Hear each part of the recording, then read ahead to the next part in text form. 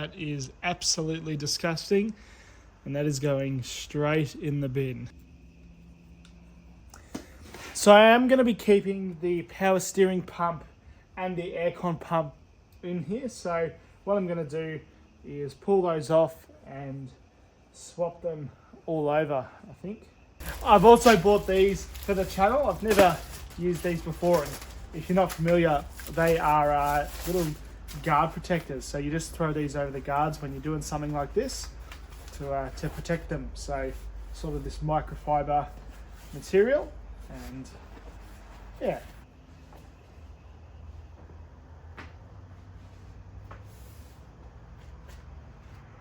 So I'm actually going to be replacing the radiator, and that is because there's actually something wrong with this one. It's got a little bit of a crack in it. Whoa. Yeah, I'll let this drain out, and then it's going straight in the bin. Next thing we're going to do is pull off the belt. Now I'm going to keep the power steering and air conditioning assemblies together in the car if I can, and then just bolt them onto the new motor. There's no reason really to disconnect them without just making a mess. Obviously, if I was 5 litre converting this, different story, but as it's just going Ecotech to Super 6, yeah, we don't really need it. So pull that belt off. Now I actually put this belt on not that long ago. It really is, it's like a brand new belt. So I will actually be keeping this. Normally I wouldn't keep a second-hand serpentine belt, but you never know.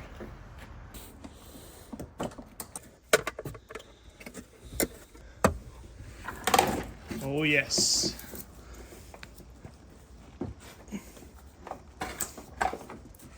There she is.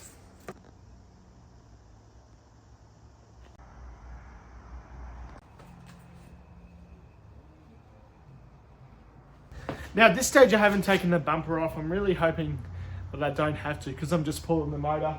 I'm going to extend the crane to its most extended, and hopefully that's going to be enough.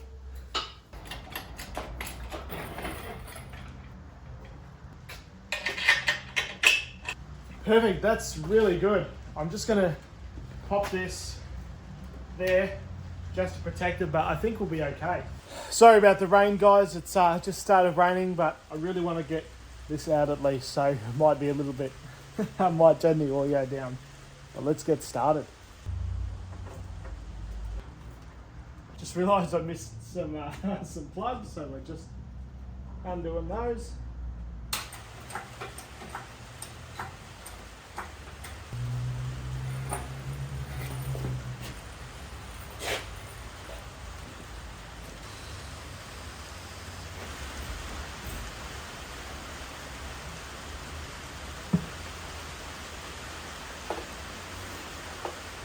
Well, it has been a few days now, and there has been some progress. The motor is out, which is awesome. I am stoked that the motor is out, but there are a few things that we need to finish before this goes any further. So the first thing I want to do is clean the engine bay. It's pretty dirty. I shouldn't really be wearing a white jumper, but as you can see, it's pretty grubby anyway. This is the shed jumper, but I have managed to pick up some parts. I was able to pick up a VS L67 computer and a loom. The loom is just over there. All of that for 400 bucks. And I was able to grab some supercharged guard badges, which are fantastic. You know, this is just one of those little rare touches, and these are surprisingly expensive. So not sure how I'm going to stick those on just yet. I also picked up a flex plate. So I actually ruined the flex plate that I have. That's because I locked the motor and I tried to undo the harmonic balance of it, and I elongated a hole in the flex plate. So I needed a new flex plate, which I now have. But I don't know when the last edit was. It is now sort of mid-October. I don't know where this video has started, but there's just been so much going on. I've bought a VK and I've bought some other stuff to give away, and I'm just filming heaps of really cool cars, heaps of your guys' really cool cars. So I just yeah, life is really, really busy, and I do this after hours, so that is why it's been taking so long. But we will clean up the engine bay, just, you know, degrease, that kind of stuff. I probably need to buy some rags. In terms of the motor, I still need to pull the aircon compressor off, put the extractors on. There's really not a lot to do, but, you know, just doing it after hours, it's just, yeah, it gets pretty hard sometimes. Okay, it is a new day in the shed. I have actually done a bit in here, just cleaning it. Really, it's not been that interesting to watch, but just giving it a wipe down. And I've just put a little bit of paint. Well, it looks a lot worse on camera than in person, but the master cylinder had dripped paint there. It's not to really make it look good or anything, just to clean it up a bit, because it had ripped all the paint off, and because it had eaten all the paint away, and it looked terrible. But here is our motor. So the first things that we're going to do, put the old extractors back on. As you can see, they're not on it. I want to pull this aircon pump off because we've already got that one. That's the one that we're going to use. Once these extractors, I'm not going to paint the extractors or anything. I'm just going to put them on, because what we're going to do is use those extractors, then lift this into there, and then I'll probably take the extractors off and give them a paint and that kind of thing. So the other thing that we've got to do is the rear main seal. So I need the extractors so that I can take it off this stand and maybe have it hovering and pull this plate. I've buggered this plate up, which I'll show you in a second, and I have a new one. And that's about it, so that this is well, ready to go. There's a few other things that need to be fixed, but overall I am pretty bloody excited.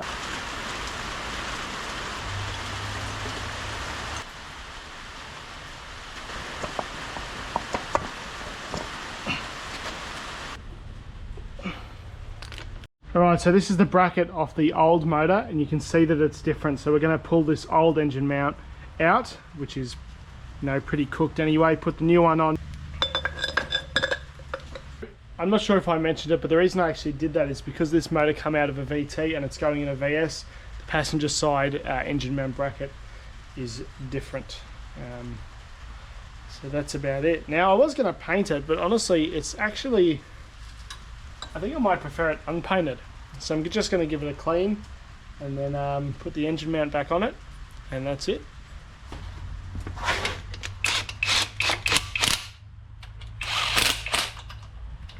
Okay, well, I've just realised that was a total waste of time.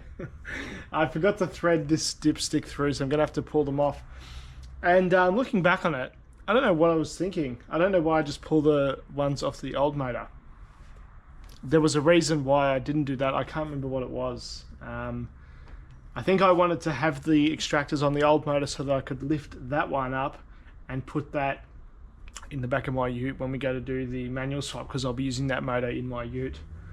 And I guess, yeah, I don't know what I was thinking. So I'm going to pull these off again and go get some exhaust manifold gaskets, and that way they're actually on for the last time. I still had to replace this bracket, so I'm glad that that's done, but I'll also get some exhaust manifold gaskets so that I can do this properly and then it doesn't have to come off again. So I don't know, I'll probably leave this in the video though, because I mean, this is what happens when you're on a mission, you're doing car stuff, and I just did all that for no reason. I probably won't include the follow-up in the video because, I mean, you just watch me do it. But actually what I will show you is I will paint the old ones so they're not looking crusty like these ones.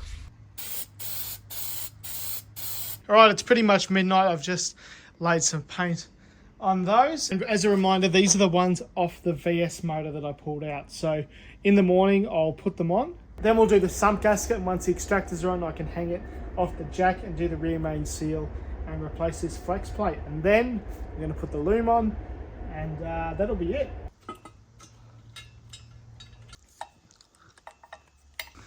So we've just given it a wipe down, and we're just cleaning up the plate over there. But it can be a little bit tricky. You have to really take your time doing something like this, otherwise you're going to go to all this effort and it's going to leak.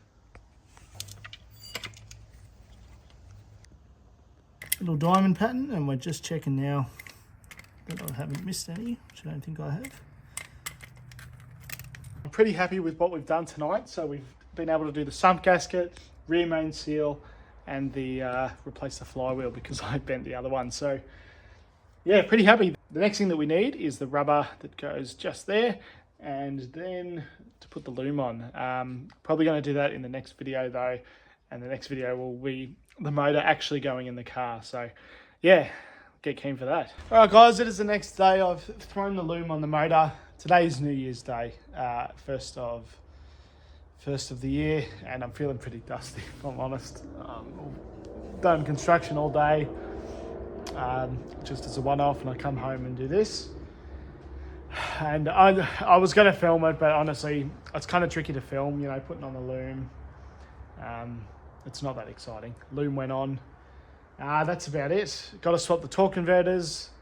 And there is one part that I need, because this is a VT motor, but everything else is VS, the VS loom, and it's going in a VS.